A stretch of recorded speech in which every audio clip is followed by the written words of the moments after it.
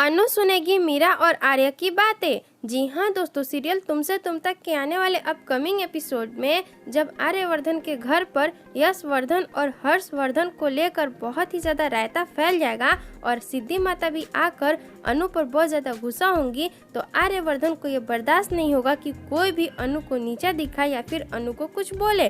और फिर आर्यवर्धन गुस्से में अनु से बोलेगा, मैं किस किस की बातें सुनूं? एक तरफ माँ है और एक तरफ तुम और दूसरी तरफ है हर्ष। हर्ष चाहता है कि चरण इस घर में न रहे और तुम और माँ चाहती हो कि वो इस घर में रहे, और चरण को इस घर में रखने का मतलब है कि सबके लिए खतरा। उसके पास दिमाग नहीं है, वो क्या करता है उसे खुद भी नहीं पता होता है। और आर्यवर्धन गुस्से में ही अपना सबसे इम्पोर्टेंट फाइल घर पर छोड़कर ऑफिस चलाएगा। और जब अनु घर पर आर्यवर्धन का वो इम्पोर्टेंट फाइल देखेगी तो अनु को ध्यान आएगा कि मुझे ये आर्य सर तक पहुंचाना होगा, क्योंकि ये आर्य सर की सबसे इम्पोर्टेंट फाइल है। और फिर अनु आर्यवर्धन की फाइल लेकर आर्यवर्धन के पास ऑफिस जाएगी। पर जैसे ही अनु ऑफिस जाएगी, आर्यवर्धन के कैबिन में मीरा को आर्यवर्धन से बात करते हुए सुन लेगी और मीरा आर्यवर्धन को चरण के खिलाफ भड़का रही होगी। और मीरा आर्यवर्धन से बोलेगी, सर आप बुरा ना माने तो मैं आपसे एक बात बोलती हूँ कि ऐसे पागल आदमी को अपने घर में रखना किसी रिस्क से कम नहीं है। आप उस चरण को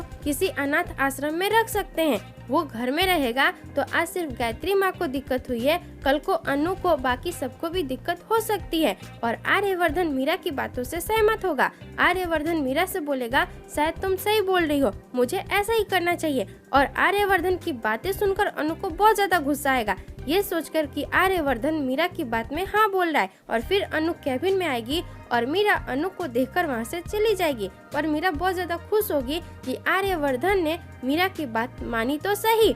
और धीरे धीरे ऐसे ही मीरा आर्यवर्धन को मनाकर अनु का पत्ता कट कर देगी। पर अनु आर्यवर्धन से गुस्सा होगी और बोलेगी, आपकी हिम्मत कैसे हुई मीरा मैडम की बात मानने की? इसका मतलब आपके लिए मीरा मैडम जरूरी है पर आपकी खुद की पत्नी नहीं। और आर्यवर्धन अनु को समझाने में लगेगा कि ऐसी बात नहीं है और आर्यवर्धन को यशवर्धन को अपने घर में रखना चाहिए या तो उसे घर से बाहर निकालना चाहिए। आप हमें कमेंट में जरूर बताएं और इस वीडियो को लाइक, शेयर और हमारे चैनल को सब्सक्राइब करें।